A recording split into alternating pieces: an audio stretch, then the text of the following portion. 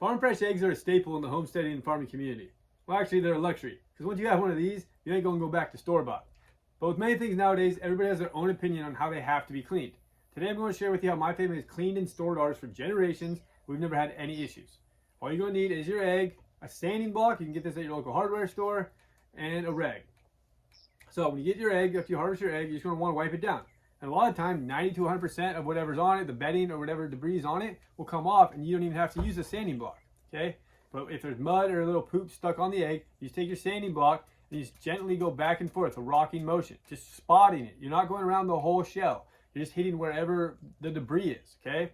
And I know that this doesn't take off the bloom because my family has done this, like I said, for generations, and our eggs will stay fresh, unrefrigerated, on the counter for months, okay?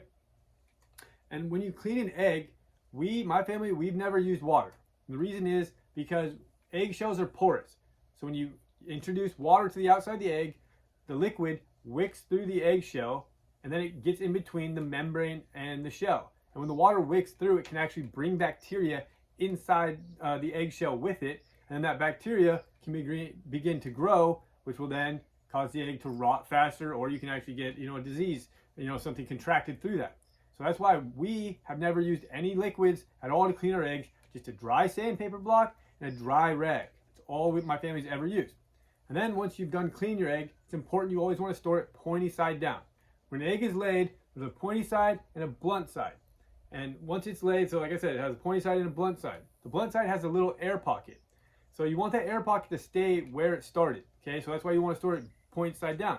If you store it on its side or pointy side up, the air pocket will start to float to the top, wherever the top is. And when it's doing so, it's separating the membrane from the shell. And that can actually cause the egg to rot faster as well. So when you store your eggs in your egg carton, you want to put them pointy side down, and this way you can leave them on the counter undisturbed for months, and they should be fine. That way the air pocket doesn't move.